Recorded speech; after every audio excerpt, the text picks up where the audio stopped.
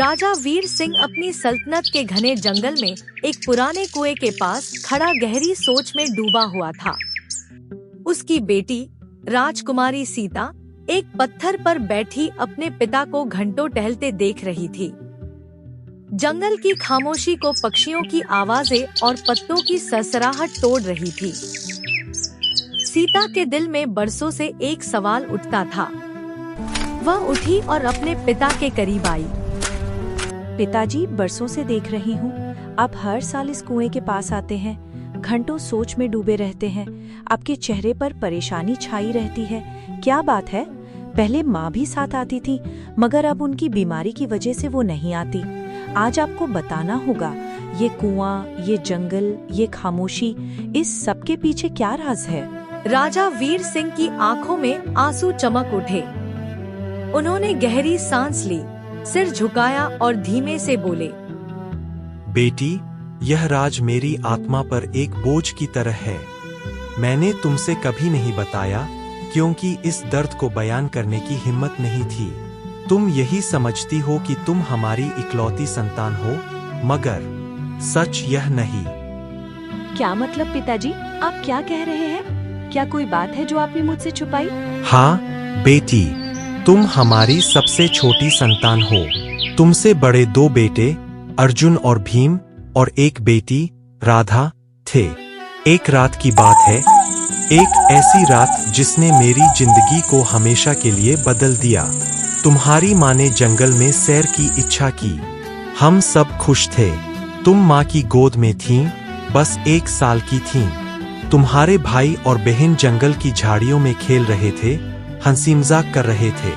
अचानक एक घना कोहरा छा गया। हर तरफ अंधेरा और ठंड।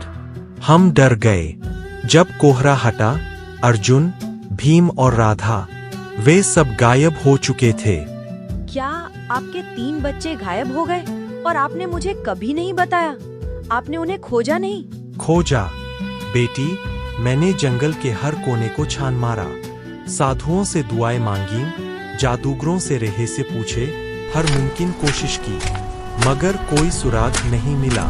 कोई नहीं जानता वे कहाँ गए। तब से हर साल इस कुएं के पास आता हूँ।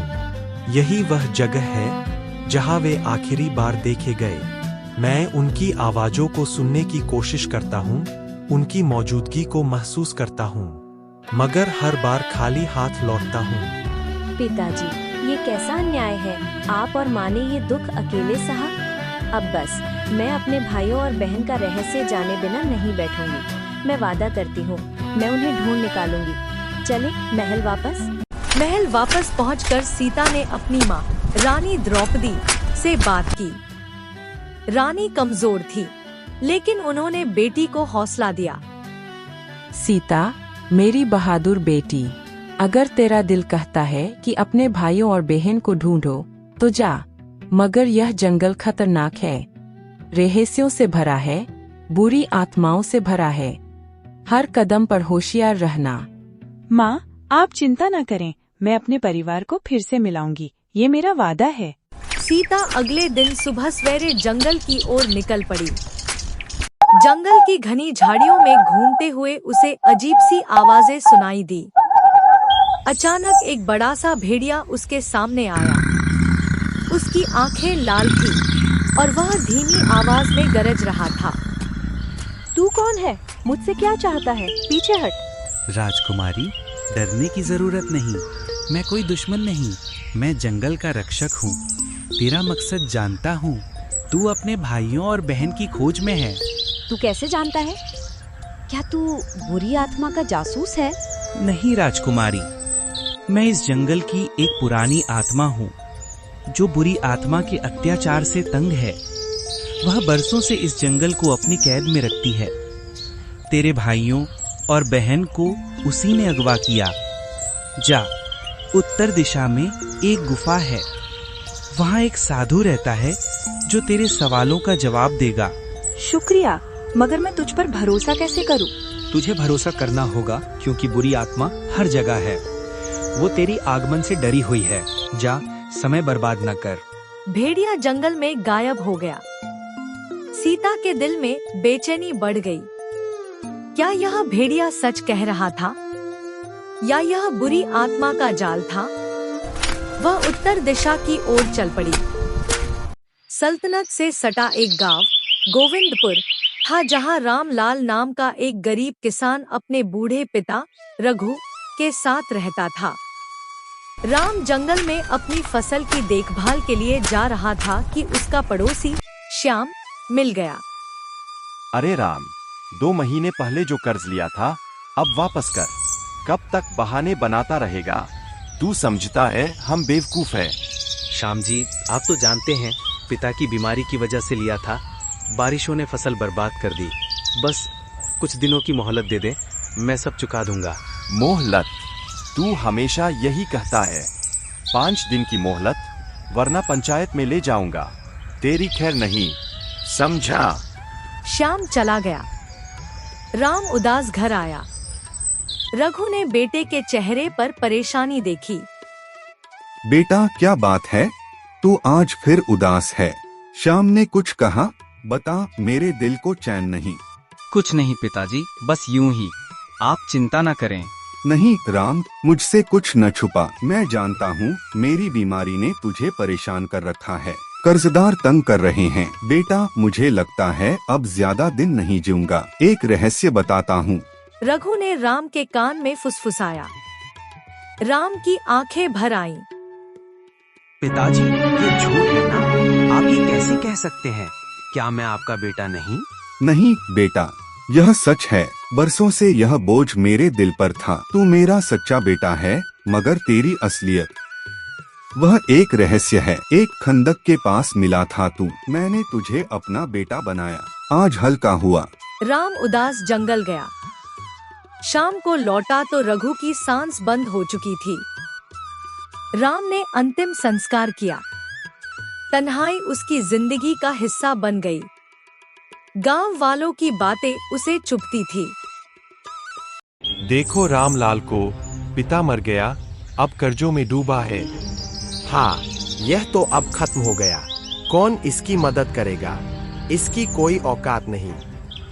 एक दिन राम जंगल में एक पुराने पेड़ के नीचे बैठा आराम कर रहा था कि एक पुराना ग्राहक मोहन मिला। इससे पहले कि मोहन कुछ कहता, राम ने जंगल की झाड़ियों से एक अजीब सी आवाज सुनी। वह चौंक गया और धीरे धीरे झाड़ियों की ओर बढ़ा।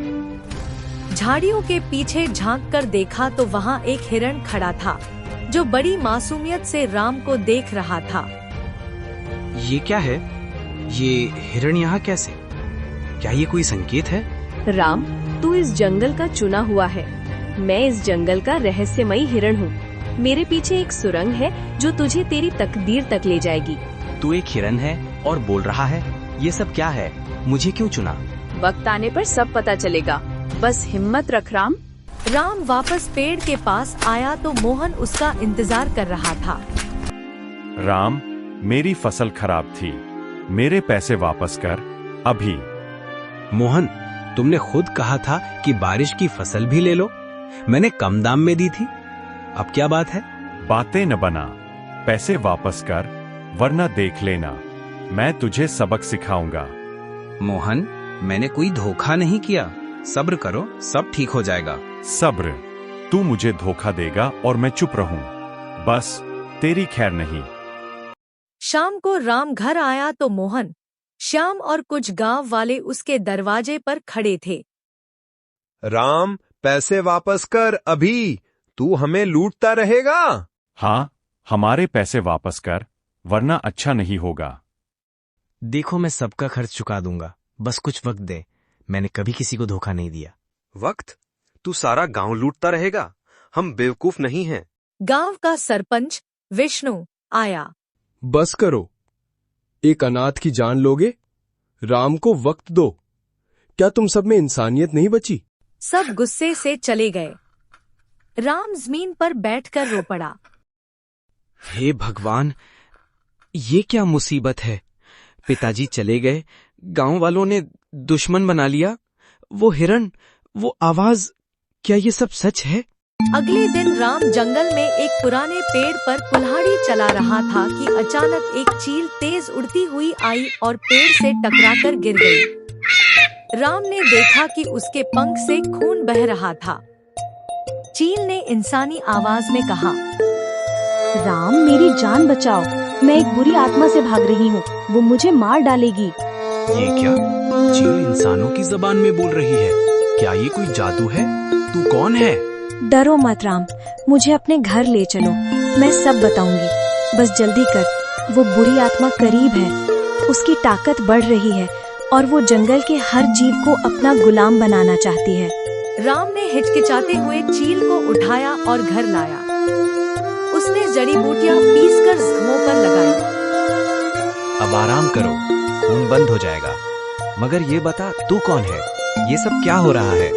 क्या तू उसी बुरी आत्मा से भाग रही है जिसका जिक्र जंगल की आवाज ने किया?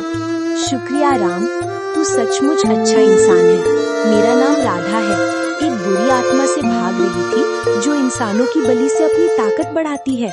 मुझे भूख लगी है, कुछ खिलाओ। बहन, मेरे पास कुछ नहीं, मैं गरीब हूँ। बस ये जड़ी बूटियाँ है जो जंगल से ले आया।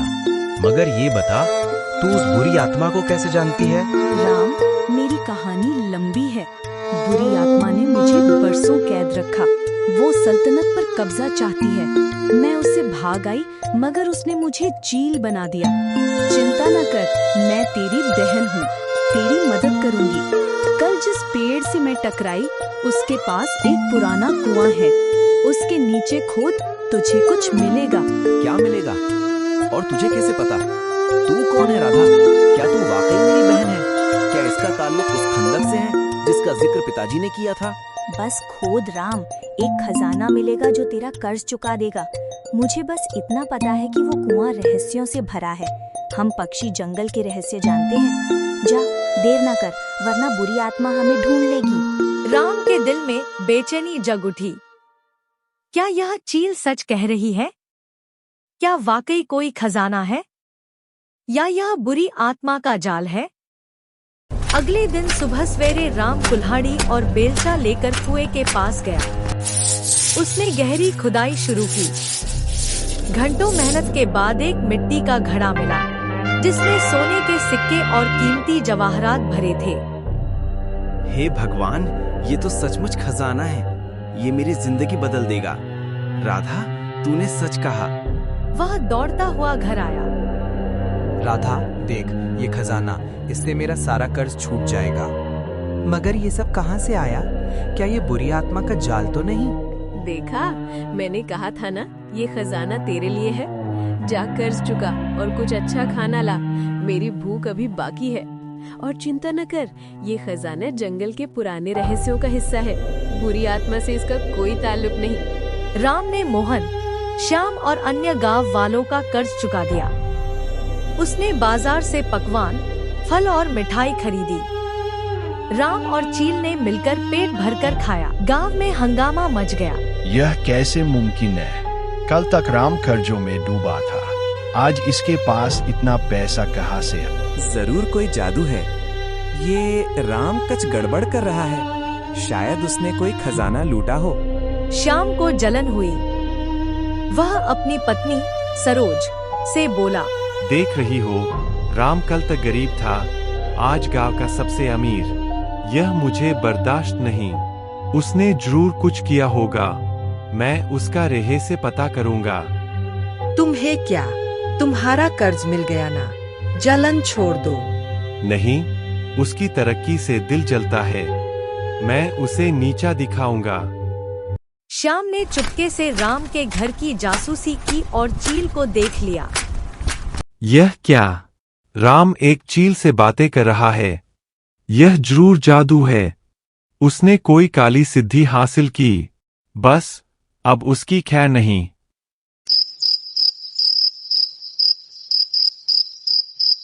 एक रात गांव में अजीब सी खामोशी थी। श्याम और कुछ गांव वालों ने देखा कि जंगल से एक अजीब सी रोशनी निकल रही थी। वे चुपके से जंगल की ओर गए। वहां उन्होंने एक अजीब सी आकृति देखी जो धुंध में छिपी थी। हाँ, ये वही है जिसका जिक्र गांव के बड़े बूढ़े करते थे। ये जंगल की बुरी आत्मा है। तुम सब मेरे गुलाम बनोगे। राम और उसकी चील को पकड़ो, वरना गांव तहस नहस कर दूंगे। श्याम और गांव वाले डर से वापस भागे। श्याम ने सोचा कि यह मौका राम को बदनाम करने का है। यह बुरी आत्मा राम के साथ है। अगर मैं गांव वालों को भड़काऊं तो राम को गांव से निकाल देंगे। देखा बहन, श्याम ने हमारा रहस्य जान लिया। अब क्या होगा? क्या बुरी आत्मा हमारे पीछे है? चिंता ना कर, ये बुरी आत्मा का काम है। मोहन की मौत उसी ने की। मैं इसका ठिकाना जानती हूँ। तू कौन है राधा? क्या तू वाकई मेरी बहन है? क्या इसका ताल्लुक उस खंदक से है जिसका जिक्र पिताजी ने किया था? मुझे बस इतना पता है कि बुरी आत्मा मुझे राधा कहती थी। एक साधु सब जानता है। चल उसके पास चलते हैं। राम और चील एक पुराने बरगद के पेड़ के नीचे साधु के पास पहुँचे। तुम आ गए राम, मैं तुम्हारा इंतजार कर रहा था। आप मुझे जानते हैं? ये सब क्या हो रहा है? ये बुरी आत्मा कौन है? साधु जी, मोहन की मौत बुरी आत्मा ने की। हमें बताएं, ये बुरी आत्मा कौन है? बुरी आत्मा अपनी ताकत बढ़ा रही है। वो इंसानों की बलि से अपनी शक्ति बढ़ाती है। ये हथियार लो। साधु ने मंत्र पढ़ा और एक चाकू दिया। इसे बुरी आत्मा के दिल पर मारना, मगर उसकी आंखों में मत देखना, वरना हथियार बेकार हो जाएगा। ये बुरी आत्मा कहाँ है और इसका मकसद क्या है? वो एक पुरानी खंदक में छिपी है। वो राजा के खानदान की बलि से अमर होना चाहती है। तुम्हारा आना उसके लिए खतरा है। जा, वक्त बर्बाद ना कर। राम, ये चील तुम्हारी बहन है और राजकुमारी सीता जो इस खंदक के पास है वो भी तुम्हारी बहन है। वो तुम्हारा इंतजार कर रही है। खंदक में दाखिल होते ही एक अजीब सी खामोशी थी। बुरी आत्मा मंत्र पढ़ रही थी। उसकी नजर तीनों पर पड़ी। तुम तीनों यहाँ? तुम मेरा सपना बर्बाद नहीं कर सकते। मेरी आंखों में देखो। राम, सीता आंखों में मत देखना, साधु ने मना किया। तू क्या चाहती है बुरी आत्मा? हमारा खानदान क्यों छीना? तुम्हारा खानदान, वह मेरी ताकत का स्रोत है। तुम्हारी बलि से मैं अमर हो जाऊंगी। तेरा अत्याचार अब खत्म होगा। हमारे खानदान को छोड़। राम, जल्दी करो, इसे अभी खत्म करो। मैं तेरी बुराई को खत्म कर दूंगा। राम ने बिना वक्त बर्बाद किए चाकू बुरी आत्मा के दिल पर मारा। बुरी आत्मा के शरीर से आग भड़क उठी और वह चीखती हुई राख बन गई। अचानक रंग बिरंगी किरणों में चील राजकुमारी राधा बन गई। राधा, ये तू? ये मेरी बहन है। राधा, तू जिंदा है। साधु वहाँ प्रकट हुए। राधा, ये तेरा असली रूप है। राम और सीता तेरे भाई बहन हैं। बरसों पहले बुरी आत्मा ने कोहरा बनाया, राम और राधा को अगवा किया। राम को एक किसान ले गया, राधा को चील बना दिया। पिताजी ने कहा था कि मैं उनका असली बेटा नहीं, एक खंदक के पास मिला था। तू मेरा भाई है राम, और राधा मेरी बहन। राम, राधा और सीता महल पहुँचे। राजा वीर सिंह ने तीनों को गले लगाया। मेरे बच्चों, आज मेरी जिंदगी पूरी हुई। तुम सब वापस आ गए। मेरे बच्चों, तुम्हारे बिना यह महल खाली था। आज यह घर बन गया। सबने वादा किया कि कभी अलग नहीं होंगे।